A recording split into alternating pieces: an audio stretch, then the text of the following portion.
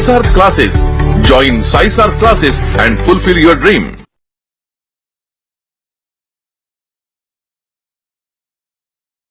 Welcome to SciSAR classes.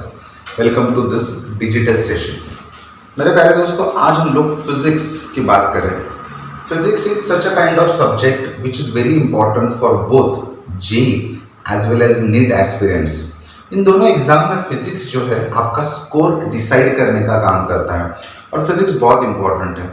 आज हम लोग 12th स्टैंडर्ड के नए सिलेबस के फिजिक्स 1 चैप्टर नंबर 1 की बात कर रहे हैं। चैप्टर का नाम है रोटेशनल डायनामिक्स। क्या नाम है चैप्टर का? Rotational dynamics. मेरे प्यारे दोस्तों, when I compare the syllabus of this year, new syllabus and old syllabus, what I found, पहले के सिलेबस में 2 चैप्टर हुआ करते थे अलग अलग, जिनका नाम था सर्कुलर मोशन, रोटेशनल मोशन। पहले के सिलेबस में 2 चैप्टर हुआ करते थे जिनका नाम था सर्कुलर मोशन, रोटेशनल मोशन। उन्होंने क्या किया, उन 2 चैप्टर को एक साथ कंबाइन कर दिया और इस साल नए सिलेबस का एक चैप्टर बन गया जिसका नाम है रोटेशनल डायनामिक्स। तो इस चैप्टर की अब बात करते हैं, रोटेशनल डायनामिक्स। मेरे प्यारे दोस्तों, ये चैप्टर जो है 2 सेगमेंट में डिवाइड है। पहला हाफ जो है, पहला 50% जो है वो बात करता है सर्कुलर मोशन की। किसकी बात करता है? सर्कुलर मोशन की। और दूसरा जो हाफ है वो बात करता है रोटेशनल मोशन की। तो अब पहला पॉइंट तो दिमाग में क्लियर होना चाहिए, रोटेशनल डायनामिक्स। ये जो चैप्टर है रोटेशनल डायनामिक्स, जिसके 2 हिस्से आते हैं, circular motion as well as rotational motion. तो अब हम लोग सबसे पहले ये देखेंगे कि सर्कुलर मोशन और रोटेशनल मोशन का रिलेशन क्या है। उसके पहले एक छोटी बात, व्हाट इज मोशन। अब मैं तो बहुत बेसिक बात कर रहा हूँ आज के लेक्चर में, तो बहुत बहुत बहुत बेसिक बात होने वाली है। क्या कहा मैंने? मोशन। मोशन क्या होता है? What is motion? The change in position of object is called as motion. क्या कहा मैंने? फिर से एक बार सुनना दोस्तों। Change in position of object is called as motion. मैं एक एग्जांपल देना चाहूँ। मान लो कि मैं यहाँ पे खड़ा हूँ। अब मैं यहाँ पे खड़ा हूँ तो ये मेरी पोजीशन बन गई। अब कुछ सेकेंड्स बाद मुझे लगा कि यार मुझे यहाँ नहीं, यहाँ खड़ा होना है। क्या मैंने अपनी पोजीशन चेंज कर दी? यस। पहले मैं यहाँ खड़ा था, अब मैं यहाँ खड़ा हूँ, यानी मेरी क्या चेंज हो गई? पोजीशन चेंज हो गई। तो ऑब्वियसली फिजिक्स के अनुसार मेरा क्या हुआ? मोशन हुआ। तो मोशन क्या है? Motion is the change in a position of object. मैं रिपीट करना चाहूंगा, क्या कहा मैंने? What is motion? Change in a position of object. ये हमें पता है मोशन में, बहुत बेसिक बात कर रहा हूँ। अब मोशन के टाइप कितने आते हैं? वैसे तो मोशन के बहुत सारे टाइप आते हैं जो इन 2 सालों में 11th और 12th स्टैंडर्ड में आपको सीखने होते हैं। तो चलो कुछ मोशन के टाइप का जिक्र भी हम लोग कर लेते हैं। लाइक हमने सीखा है ट्रांसलेशनल मोशन, लीनियर मोशन, हमने सीखा है सर्कुलर मोशन, सुना है circular motion, projectile motion, wave motion, rotational motion. तो मोशन के बहुत बहुत अलग अलग टाइप होते हैं।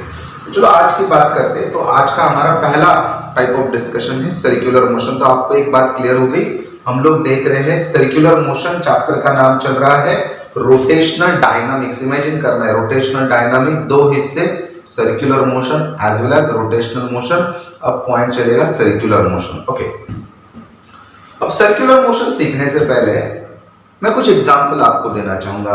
जैसे motion of earth around the sun, ऐसा माना जाता था पहले। अब तो हमें पता है कि वो पूरा सर्कल नहीं, लेकिन पहले के जमाने में मानते थे motion of earth around the sun. ये क्या है? सर्कुलर मोशन है। Motion of electron around the nucleus, वो भी क्या होगा? सर्कुलर मोशन होगा। अ स्टोन, जो स्टोन होता है उसको मान लो मैंने किसी स्ट्रिंग के साथ बांध दिया। अ स्टोन, बचपन में हमने खेला होगा शायद से, हम लोग कोई भी चीज स्ट्रिंग से बांधते और घुमाते हैं तो the motion of stone tied to the string and whirled in a circle is the example of circular motion. तो सर्कुलर मोशन के बहुत बहुत सारे एग्जांपल हो सकते हैं। ओके, तो सर्कुलर मोशन के एग्जांपल समझ में आ गए।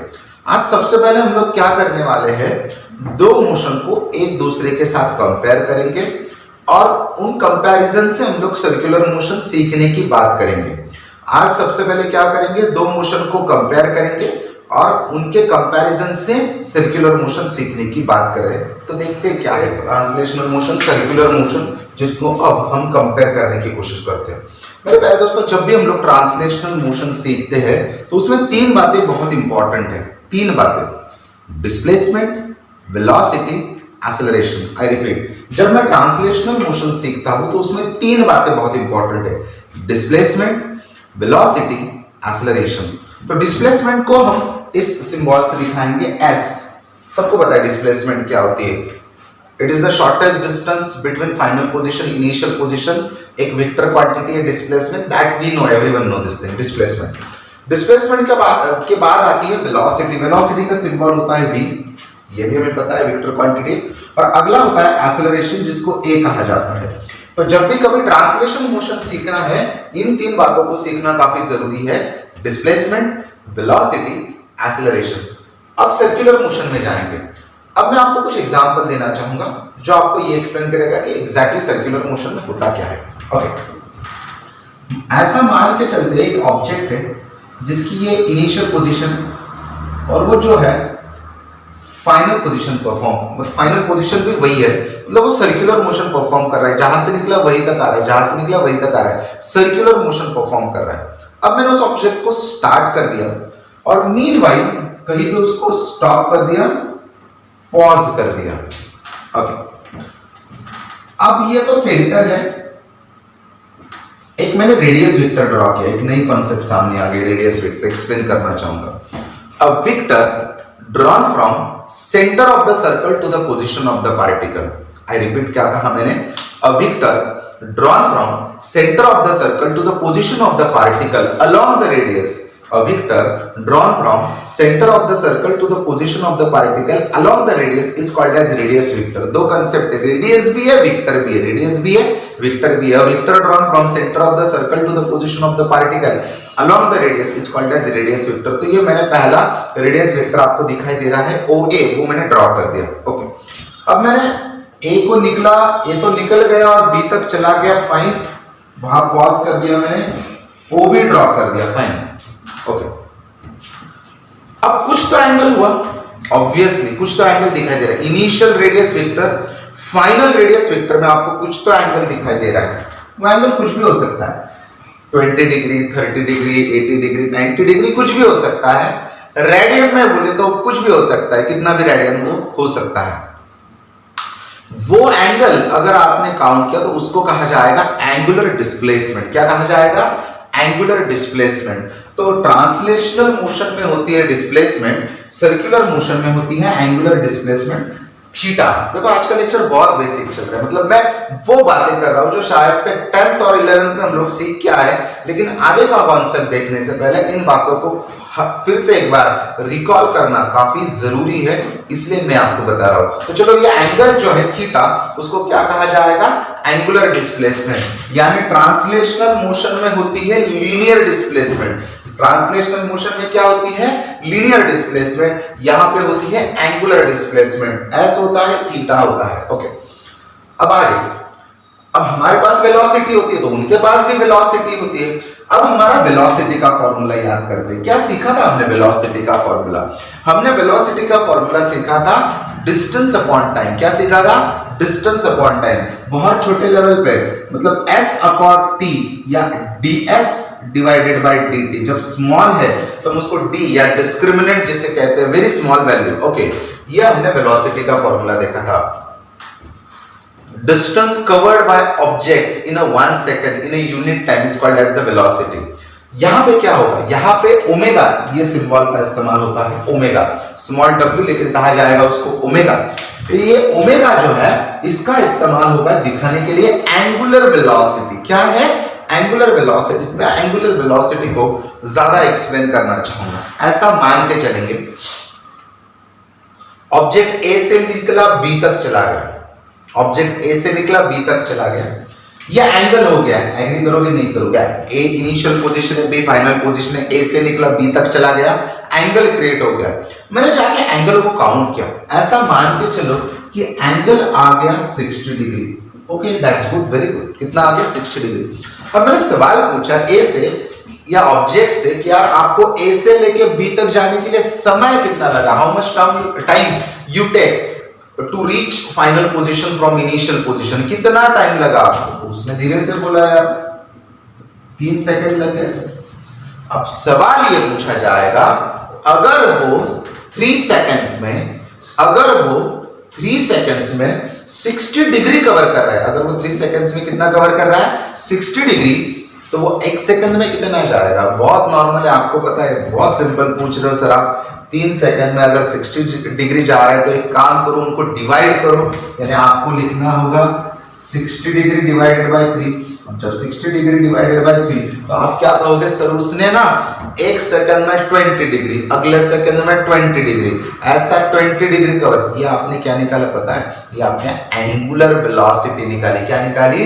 Angular velocity. अब डेफिनेशन बनाएंगे, एंगल ट्रेस्ड बाय, ट्रेस यानी कवर करना, the angle covered by, angle traced by radius vector in given time, और द एंगल ट्रेस्ड बाय और angle cover by radius vector in unit time. ये ज्यादा अच्छा होगा, यूनिट टाइम।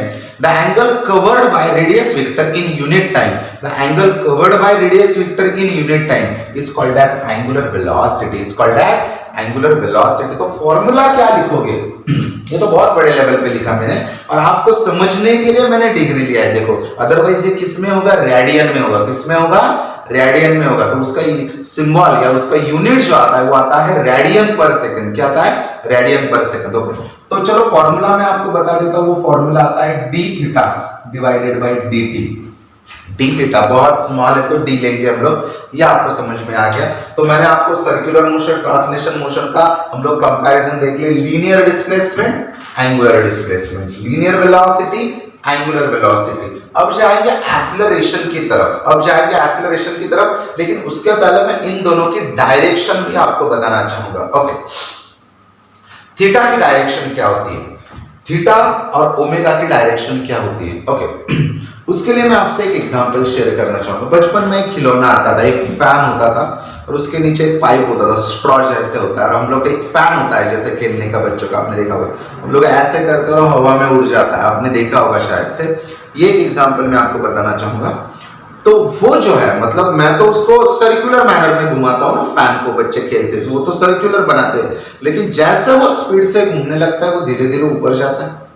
दूसरा example, helicopter. हमने सबने देखा है, जब वो जमीन पे खड़ा होता है और जब उसका पायलट उसको स्टार्ट करने की कोशिश करता है, जब स्टार्ट करता है तब क्या होता है? वो फैन पहले धीरे धीरे घूमता है। एक मोमेंट आता है कि फैन बहुत जोर से घूमता है और हम देखते हैं कि अब वो हेलीकॉप्टर उस फैन की स्पीड की वजह से क्या हो रहा है? अपलिफ्ट हो रहा है, ऊपर ऊपर ऊपर जाता है, फिर वो हवा में उड़ने लगता है। ये हमने देखा है, वो ऊपर जाता है अपलिफ्ट की वजह से। ओके, तो एक रूल है जिसको कहा जाता है राइट हैंड थंब रूल। अपना राइट हैंड है तो राइट हैंड थंब रूल, ये भी आपको पता है। आज का लेक्चर तो रिवीजन या रिकॉलिंग है 10th और 11th का, तो आगे जाने में कुछ पॉइंट आ जाएगा, रिकॉल कर रहे हैं हम लोग।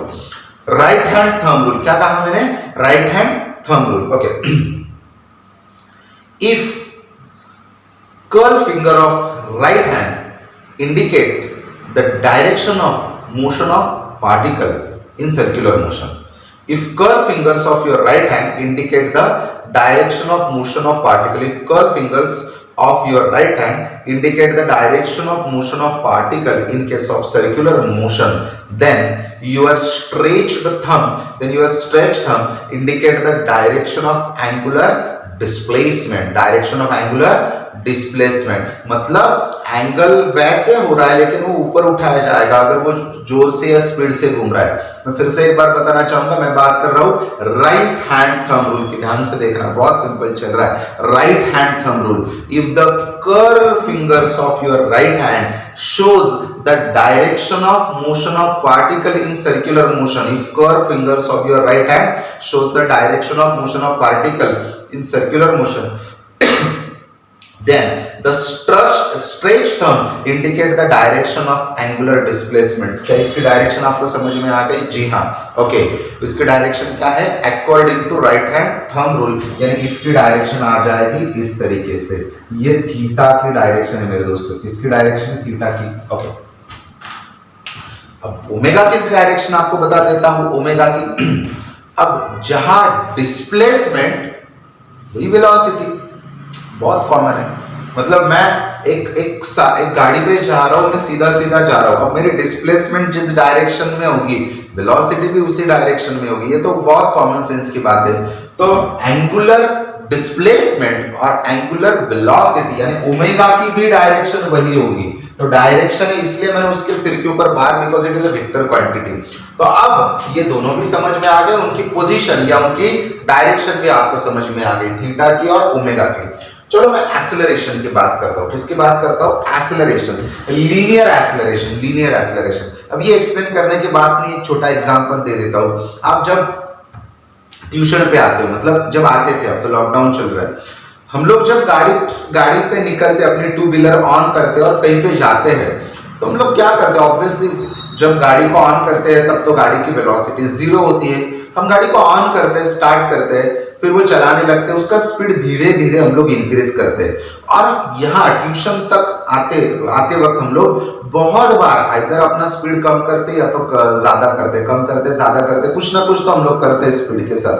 यानी आप एक्सेलरेशन कर रहे हो। क्या कर रहे हो? एक्सेलरेशन। एक्सेलरेशन का एक छोटा सा एग्जांपल उन बच्चों के लिए जिनको पता है लेकिन याद करने की कोशिश करेंगे कि मान लो 10 सेकेंड ऐसे 10 सेकेंड को आपने गाड़ी की तरफ देखा और गाड़ी का स्पीड होगा शायद से मान लो 40 किलोमीटर पर सेकेंड, 40 का स्पीड चल रहा है। और अगले ही सेकेंड में 11 सेकेंड में आपने आपके टू व्हीलर का स्पीड कर दिया 48 किलोमीटर पर सेकेंड। ये किलोमीटर पर आवर कर देते जो व्हीकल पे दिखता है, तो किलोमीटर पर आवर ऐसा आपने कर दिया। आप गाड़ी चला रहे हो, डिजिटल मीटर पे आपको दिख रहा है 10वें सेकेंड पर आप गाड़ी चला रहे हो, ऑन करने के बाद 10 सेकेंड के बाद देखा और आपका स्पीड था 40 किलोमीटर पर आवर और 1 सेकंड में ही आपने क्या कर दिया? 48 कर दिया। ओके, तो 1 सेकंड में कितना चेंज किया आपने? तो आपको दोनों का डिफरेंस निकालना हो तो वो हो जाएगा 8 किलोमीटर पर आवर। ओके, ये क्या होगा? एक्सेलरेशन। क्या होगा? Acceleration. The change in velocity in 1 second, the change in velocity in unit time is called as acceleration. It's a very simple concept, हमें पता है। तो एक्सेलरेशन का जब फॉर्मूला लिखने की बारी आती है तो हम लोग क्या लिखते हैं? हम लोग लिखते हैं dv डिवाइडेड बाय dt। क्या लिखते हैं? dv divided by dt। जब हम लोग एक्सेलरेशन देखते हैं, अब यहां पे क्या आ जाएगा? Alpha is the symbol, alpha is the symbol to represent the angular acceleration. क्या करेंगे? Angular acceleration. और उसका फॉर्मूला है d omega divided by dt, d omega divided by dt। तो थीटा समझ में आ गया, ओमेगा समझ में आ गया, अल्फा समझ में आ गया। उसके डेफिनेशन भी बता देता हूं। The rate of change of angular velocity, the rate of change of angular velocity, आप ऐसे कहो या तो ऐसे कहो, the angular velocity, the change in angular velocity, the change in angular velocity in 1 second in unit time, change in angular velocity in 1 second in unit time is called as angular acceleration। Symbol क्या है उसका? Alpha है। क्या है? Alpha. ये बात आपको समझ में आ गई। अब मैं आपको इसी डायग्राम में ये दिखाना चाहूंगा कि अल्फा की डायरेक्शन क्या है, मतलब पोजीशन क्या है। तो क्या आपको थीटा की पोजीशन समझ में आ गई? राइट हैंड थंब रूल के अनुसार वो एक्सिस के ऊपर आती है, एक्सिस के ऊपर आती है राइट हैंड थंब रूल के अनुसार। नंबर 1, ओमेगा जो थीटा की डायरेक्शन है, जो एंगुलर डिस्प्लेसमेंट की डायरेक्शन है, वही डायरेक्शन किसकी है? ओमेगा की है। अब मैं अल्फा की बात करता हूं। अब अल्फा की 2 डायरेक्शंस होती है मेरे दोस्तों। अल्फा की डायरेक्शन क्या होनी चाहिए? अल्फा की डायरेक्शन क्या होनी चाहिए, ये डिसाइड करने का काम ओमेगा करता है। मैं फिर से एक बार रिपीट करता हूं, क्या कहा मैंने? अल्फा की डायरेक्शन, एंगुलर एक्सेलरेशन की डायरेक्शन क्या होनी चाहिए, ये डिसाइड करने का काम कौन करता है? ये डिसाइड करने का काम ओमेगा करता है, एंगुलर वेलोसिटी करता है। Okay fine. जब velocity, angular velocity omega increasing हो, ओमेगा क्या हो? इंक्रीजिंग हो। ओमेगा क्या हो? इंक्रीजिंग हो। तो ये पहली केस आ जाएगी और दूसरी केस होगी ओमेगा डिक्रीजिंग हो, ये दूसरी केस आ जाएगी। देख लेना, ओमेगा इंक्रीजिंग है, आपको याद रखना है सेम डायरेक्शन। क्या रखना है? Same direction. यह आपको याद रखना है, सेम डायरेक्शन। और यहां पे आपको याद रखना है अपोजिट डायरेक्शन। क्या याद रखना है? Opposite direction. दो चीजें हैं, अल्फा की डायरेक्शन क्या होनी चाहिए सर्कुलर मोशन में, यह तय करने का, यह डिसाइड करने का काम कौन करता है? ओमेगा करता है। कैसे? दो सिचुएशन, ओमेगा इंक्रीजिंग हो तो याद करेंगे सेम डायरेक्शन, ओमेगा डिक्रीजिंग हो क्या याद करेंगे? Opposite direction. दो एग्जांपल दूंगा।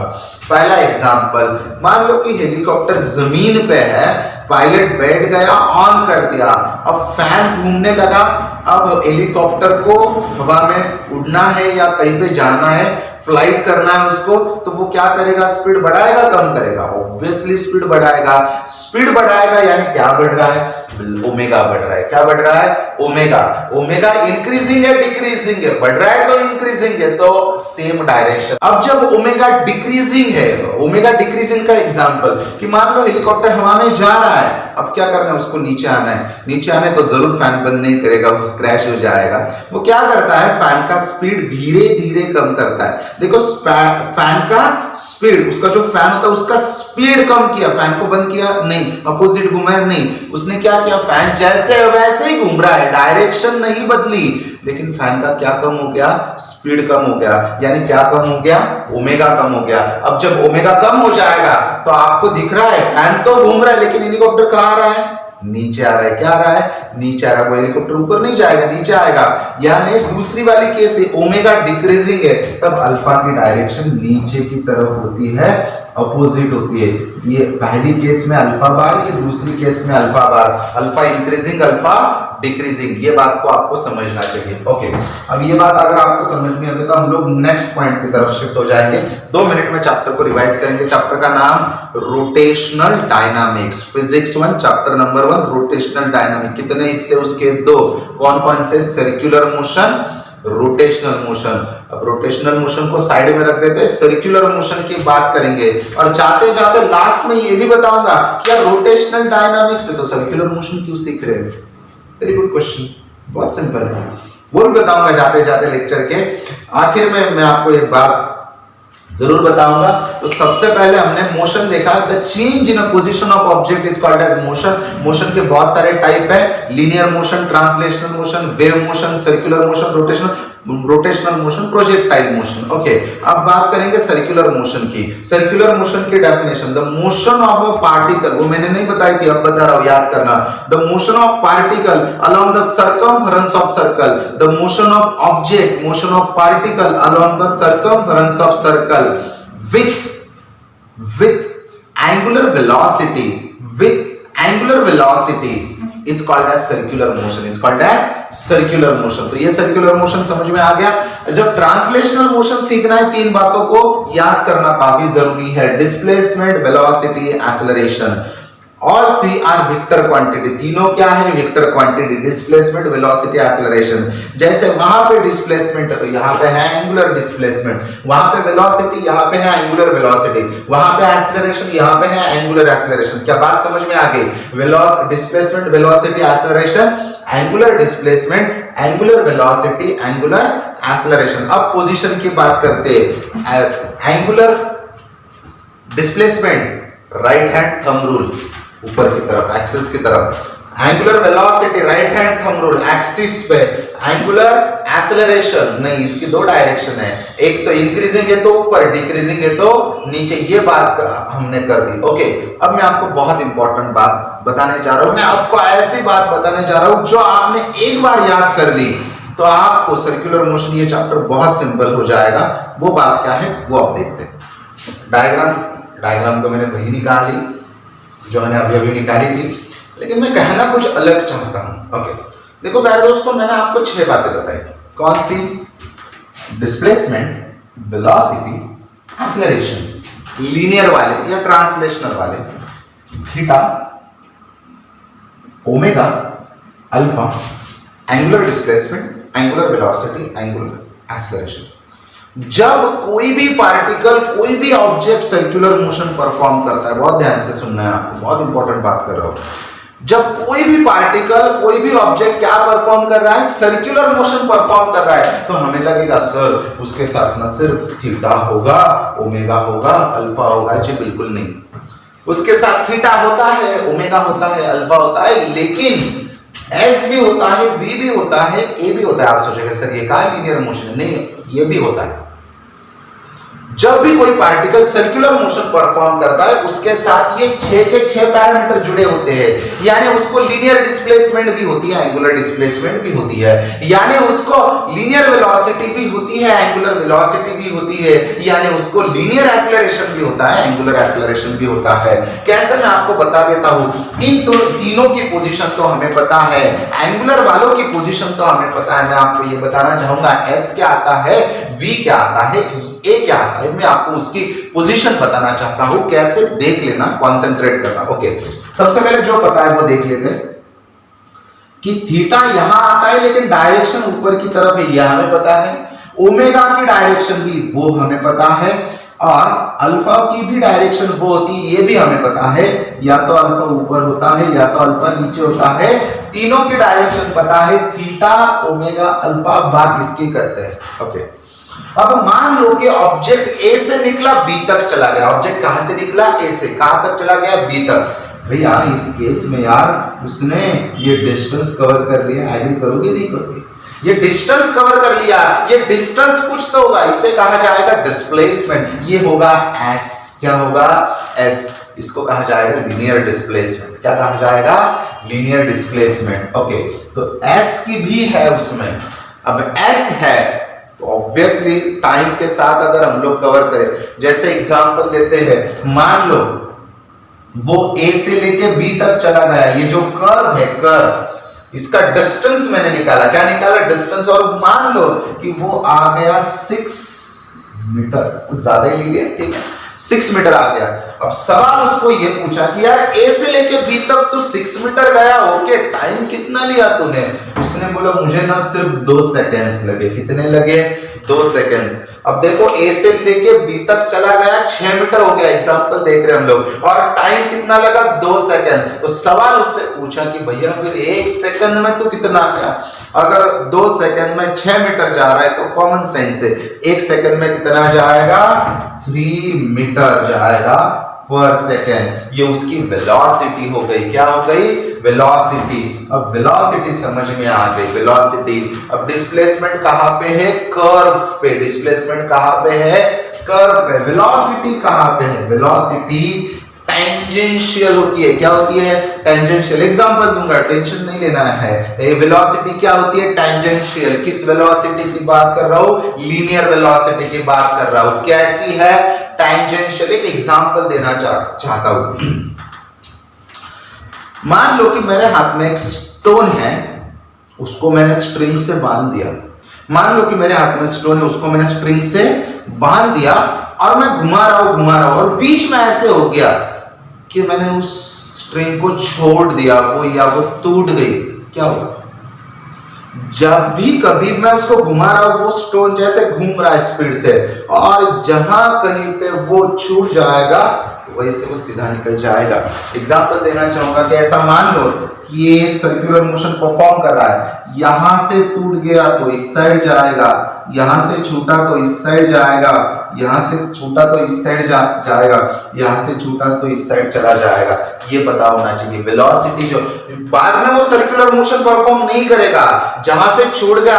आपने देखा होगा खेतों में पुराने जमाने में जब पूरा खेत खलियान रेडी हो जाता था तो चिड़िया आती थी, और चिड़ियों को भगाने के लिए, बर्ड्स को भगाने के लिए फार्मर्स के पास वो होता था एक वो स्ट्रिंग लेके, उसमें वो पत्थर डालते और घुमाते। आपने फिल्मों में या मूवी में देखा होगा। इसी प्रिंसिपल पे काम करता है। वो घुमाता है स्पीड से और छोड़ता है, यानी वो ज्यादा स्पीड से आगे चला जाता है। इन मराठी गोफण अपन क्लास है। तो this is what I call tangential velocity. तो वेलोसिटी कैसी होती है? टेंजेंशियल। यहां से छोड़ेंगे तो आगे जाएगी, यहां से छोड़ेंगे तो आगे जाएगी, यानी वेलोसिटी समझ में आ गई। कैसी होती है? टेंजेंशियल। क्या होती है? टेंजेंशियल, यानी डिस्प्लेसमेंट भी है, वेलोसिटी भी, एक्सेलरेशन भी है। अब एक्सेलरेशन जो है, आपने बहुत सारी मूवीज में, फिल्मों में देखा होगा, एक ही हीरो होता है, डबल रोल होता है, दो दो रोल, अलग अलग रोल होते हैं। बिल्कुल उसी तरीके से ये जो एक्सेलरेशन, वो अपना सुपर हीरो बहुत इंपॉर्टेंट है, वो दो रोल में आता है, उसका डबल रोल है, उस दो भाई है, वो एक ही है और दो लेवल पे आता है, दो चीजों पे आता है। एक जो होता है उसे कहा जाता है ए आर, एक जो होता है उसे कहा जाता है ए टी। ए आर का मतलब रेडियस हो गया, टी का मतलब टेंजेंशियल हो गया। ये जो लीनियर एक्सेलरेशन है, ये जो लीनियर एक्सेलरेशन है, वो दो लेवल पे होता है। वो रेडियल पे हो तो उसे रेडियल एक्सेलरेशन कहेंगे, टेंजेंट पे हो तो टेंजेंशियल एक्सेलरेशन हो उसे कहा जाएगा। फिर से एक बार देखते हैं, एक्सेलरेशन दो जगह पे होता है। जब रेडियस पे होता है तो उसे रेडियल एक्सेलरेशन कहते हैं, टेंजेंट पे हो तो उसे टेंजेंशियल एक्सेलरेशन कहते हैं। रेडियल एक्सेलरेशन, टेंजेंशियल एक्सेलरेशन, दोनों की भी डायरेक्शन बताऊंगा, टेंशन नहीं लेना है अपने को। जो डायरेक्शन वेलोसिटी की होती है वही डायरेक्शन टेंजेंशियल एक्सेलरेशन की। पहले तो बोला था ना वेलोसिटी एक्सेलरेशन एक ही डायरेक्शन में आ गए, लेकिन ये टेंजेंट है। वेलोसिटी कहां दिखाई मैंने? टेंजेंट पे। वेलोसिटी कहां दिखाई मैंने? टेंजेंट पे, तो उसको कहा मैंने टेंजेंशियल वेलोसिटी। अब वहां पे एक्सेलरेशन आ गया तो क्या कहेंगे? Tangential acceleration. और दूसरा जो एक होता है वो रेडियस पे होता है। कहां पे होता है? ये तो थीटा है, वो रेडियस पे होता है, वो अंदर की तरफ आता है। इसका एक्सप्लेनेशन बाद में करूंगा, डोंट वरी, अगले लेक्चर में। इसे रेडियल एक्सेलरेशन कहा जाएगा। क्या कहा जाएगा? Radial acceleration. तो अब बेसिक ग्राउंड हमारा क्लियर हो गया है। एक पार्टिकल जब सर्कुलर मोशन परफॉर्म करता है तो उसके साथ ये सभी चीजें रिलेटेड होती है। Velocity, linear velocity, sorry linear displacement, linear velocity, linear acceleration, linear displacement, linear velocity, linear acceleration, वो भी दो पार्ट में, वो एक रेडियल एक टेंजेंशियल। और एंगुलर का कौन कौन होता है? Angular velocity, angular displacement, angular velocity, angular acceleration. ये प्लॉट आपका क्लियर हो गया, ये आपको समझ में आ गया। अब मैं आपको बताना चाहूंगा वो बात, जैसे मैंने आपको प्रॉमिस किया, वीडियो के अंत में मैं आपको बताने वाला हूं। तो हम लोग एंड की तरफ बढ़ रहे हैं। कल के वीडियो में मैं सबसे पहले इनके फॉर्मूलेज रिवाइज करूंगा, सर्कुलर मोशन के पॉइंट्स बताऊंगा कि क्या क्या हमें देखना है। ओके, आज का ये लास्ट टॉपिक में आपको डिस्कस करेंगे कि यार रोटेशनल डायनामिक्स सीख रहे। क्या सीख रहे? Rotational dynamics. तो डायरेक्टली रोटेशन सिखाओ ना, सर्कुलर का क्या रिलेशन है? बहुत बड़ा रिलेशन है, वो मैं आपको अभी एक्सप्लेन कर देता हूं। How circular motion and rotational motion they are strongly related with each other. How circular motion and rotational motion they are strongly related with each other दिखाना चाहूंगा, कॉन्सेंट्रेट कर लो। मान लो कि एक मैंने स्टोन ले लिया, इरेगुलर शेप का स्टोन लिया, बीच में उसको ड्रिल कर दिया मैंने, कोई रॉड डाल दिया मैंने बीच में ऐसा, ओके, और फोर्स लगा के मैंने उसको घुमा दिया। एक स्टोन है इरेगुलर शेप ऑफ बॉडी, जिसको ड्रिल कर दिया, बीच में एक रॉड डाल दिया, रॉड होगा एक्सिस ऑफ रोटेशन। क्या होगा? एक्सिस ऑफ रोटेशन, बाद में आ जाएगा पॉइंट डिस्कशन में। और मैंने उस स्टोन को फोर्स लगा, स्टोन ऐसे जोर जोर से घूम रहा है। यहां तक बात क्लियर हो गई? अब ये बॉडी क्या परफॉर्म कर रही है? तो आप कहोगे सर वो बॉडी रोटेशनल मोशन परफॉर्म कर रही है। अब आगे ऐसा मान के चलो एक पार्टिकल है, एक पार्टिकल है, से पार्टिकल है P1। अब मैं पूरी इरेगुलर शेप बॉडी को नहीं देख रहा हूं, अब मैं पूरी बॉडी को नहीं देख रहा हूं, मैं सिर्फ पार्टिकल को ऑब्जर्व कर रहा हूं। किसको ऑब्जर्व कर रहा हूं? पार्टिकल को। अब देखो पार्टिकल क्या परफॉर्म करेगा, आपको क्या दिखेगा? आपको दिखेगा कि पार्टिकल क्या परफॉर्म कर रहा है? Circular motion. क्या परफॉर्म कर रहा है? Circular motion. सिर्फ पार्टिकल को देख रहे तो पार्टिकल, बॉडी तो रोटेट कर रही है लेकिन पार्टिकल क्या कर रहा है? Circular motion. मैं तो हैरान हो गया यार, बॉडी तो पूरा रोटेट कर रही है और पार्टिकल कर रहा है सर्कुलर मोशन। ठीक है, मैंने दूसरे पार्टिकल को ऑब्जर्व करना स्टार्ट कर दिया। मान लो यहाँ पे एक अलग पार्टिकल है से P2, मैंने इसको भी ऑब्जर्व किया। तो ये पार्टिकल क्या परफॉर्म करेगा? ये पार्टिकल की क्या परफॉर्म करेगा? सर्कुलर मोशन परफॉर्म करेगा। और सिर्फ ये नहीं, That body is actually made up of n number of particles. That body is actually made up of n number of particles. And if you observe each and every particle,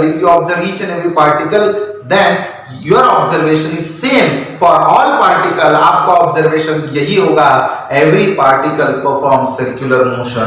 तो क्या relation है? When all particle perform circular motion,